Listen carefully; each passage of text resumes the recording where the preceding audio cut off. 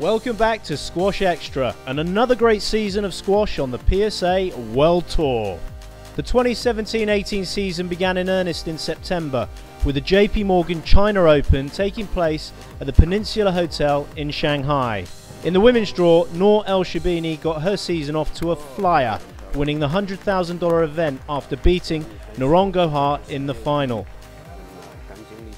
While it was Ramya Shaw who took the men's title in impressive fashion.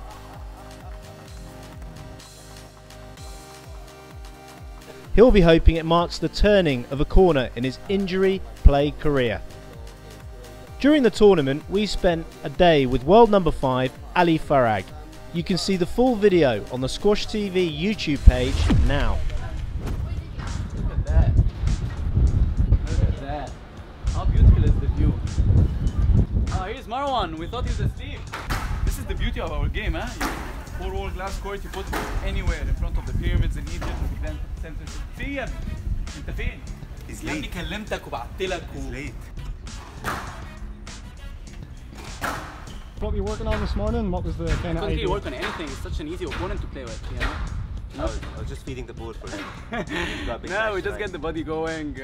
We started off with just a regular warm-up and then some boats and dive, 2 shots, and then we play some back game, and then we play a few normal rallies. And It's obviously a fantastic location. Where would you say this ranks amongst the two? ooh, tough one. Pyramids is hands down the best, no doubt about it. Grand Central Station is so iconic as well. So many people walk around, and you're playing inside the Vanderbilt Hall. This one is nice. I've never played in the Hong Kong Harbor, but I heard it's a good one as well. I would rank this one as the second actually, after the pyramids. The first event to take place in front of the SQUASHTV cameras was the Open International de Squash de Nantes. The men's 25 and women's 15 tournament has become known for its artistic settings, and this year's iteration continued the trend as the event took place inside the La Machine de Lille under the watchful gaze of a giant mechanical elephant. On the court, England's Fiona Mobley took the women's crown after a 3-love win against Naila Gillis in the final. Match to Mobley, 3 games to love.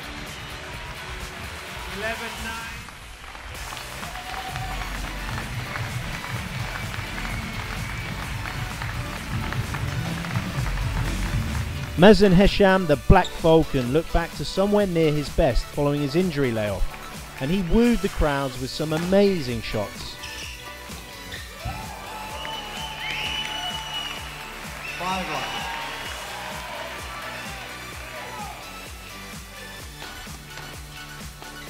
But it was the acrobat Gregoire Marche who stole the show, taking his 3rd consecutive Squash de Nantes crown, overcoming Nicky Muller in the final. 11-9, 7-11, 9-11, 11-5, 11-3.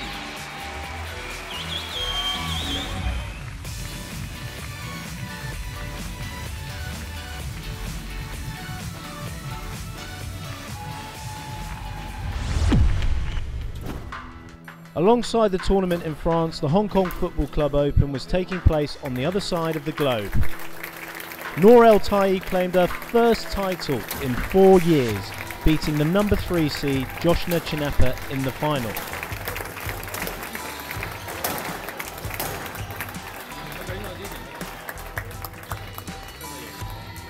And it was home joy for Leo Au as he took out 2 giants, Omar Abdulmugwid and Omar Mossad, on his way to the 25k crown.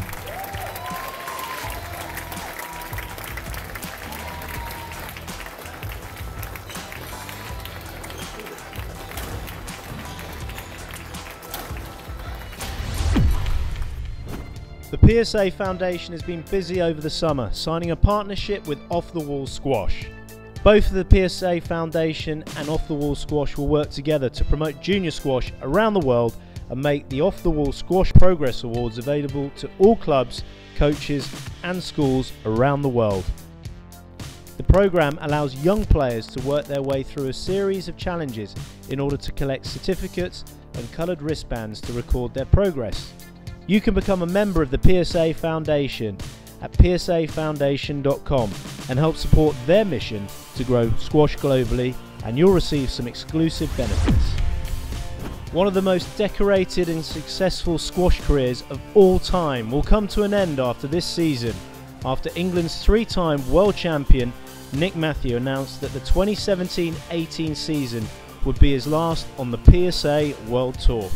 Matthew says that the AJ Bell PSA World Championships in Manchester and the Commonwealth Games on the Gold Coast in Australia next year are the main targets as he aims to bow out in style. It's a bit of a funny one because it's, on one hand, one of the hardest decisions I've ever had to make, but then on the other hand, one of the easiest, because I guess, you know, on the easiest side, I've been in that position thinking about it for a longer time, and my goals, the things that really inspired me have been the Worlds in Manchester this December, the Commonwealth Games next year, and when they're 2-3 years out, it's almost harder than when they're in that year. So I always wanted to go out on sort of a massive high. So sort of being in this position to make that makes it an easier timing wise. Difficult because it's all that I know. Something I absolutely love, competing at the highest level, and would love to do it forever if I could. But I know that's not realistic, and I know that at some point it has to come to an end. So, you know, why not try and do it and go on a high. Next up on Squash TV was the 2017 Oracle NetSuite Open in San Francisco. Nick Matthew will have been hoping to kick off his final season in style, but his charge was halted early on as Diego Elias took him out in the quarter-finals.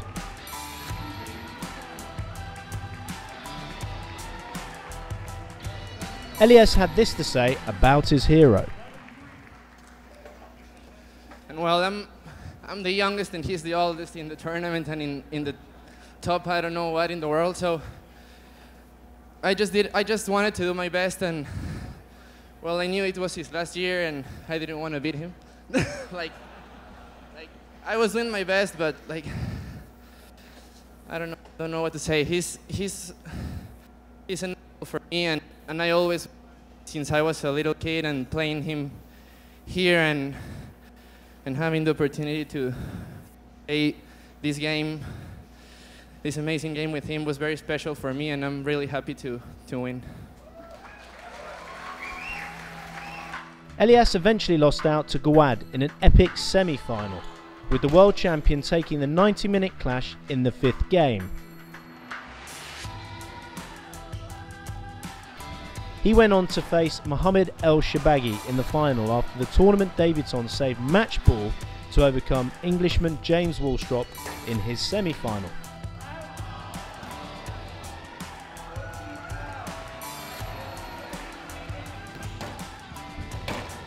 It was El Shabaghi who took the title though, showing supreme class and confidence to defeat Gawad 3-love in the final.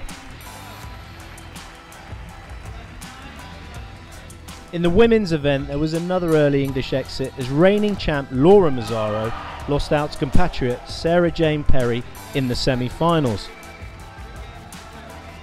Perry went on to meet the legendary Nicole David in the finals, after the Malaysian made light work of Deepika Pallikal-Karthik in the other side of the draw. It was an electric final, and David had a chance to close it out in 4, only for Perry to stage a heroic comeback and claim her biggest title to date.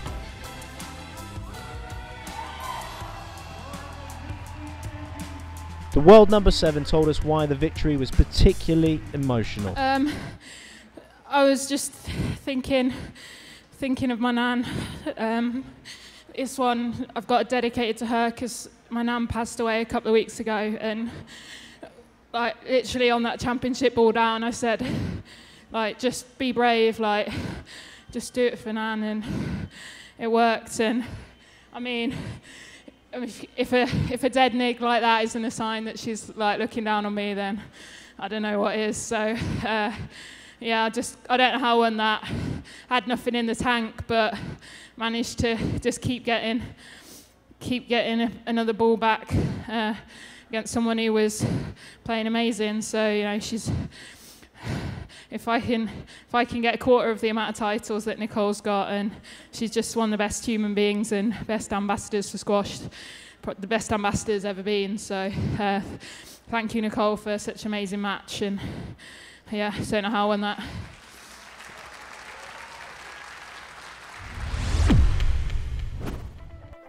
Annual US Squash Initiative Women's Squash Week took place during the Oracle NetSuite Open, with clubs around the world opening their doors and running special events with the aim of increasing female participation in the sport.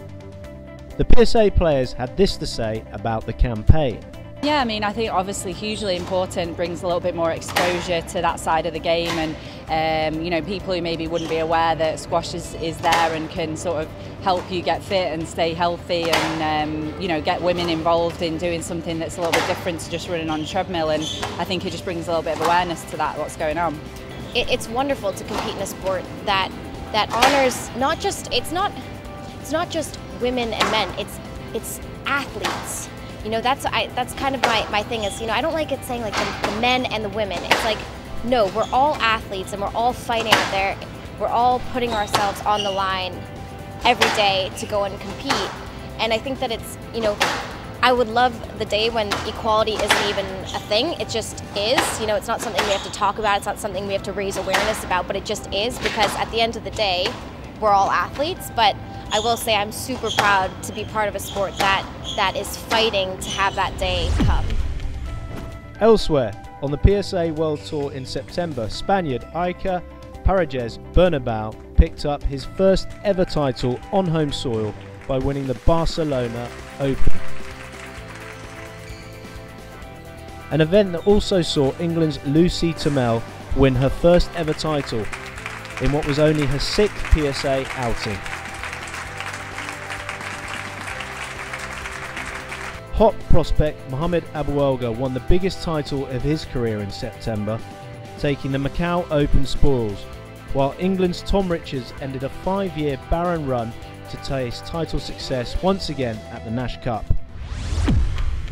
In the latest world rankings, Camille Serre moves back up to a career-high world number 2, closing the gap on world number 1 Nour El Shabini to under 200 points ahead of the first World Series event of the season next week.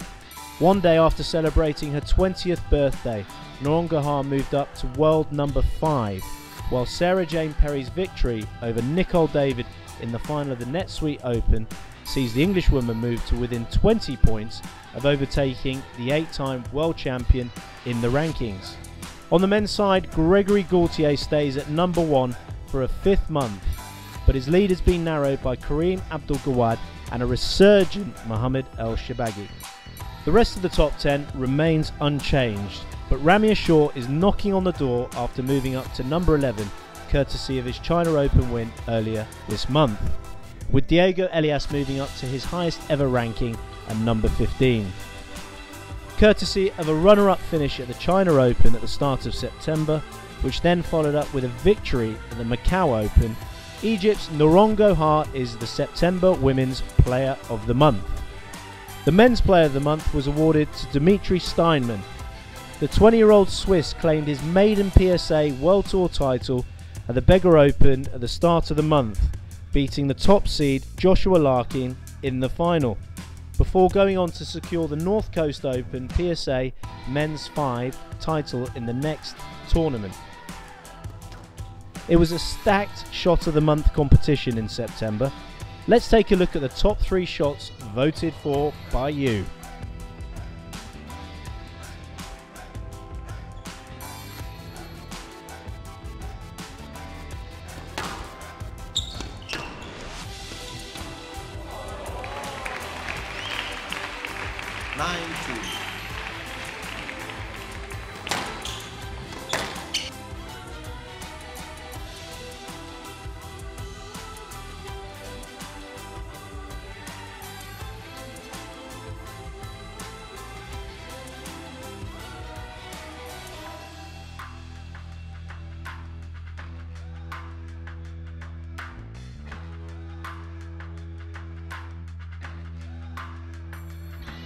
October is set to be a hectic month on SQUASHTV, with the US Open, Channel Vars Championship and Qatar Classic taking place in what is sure to be a brilliant few weeks of squash.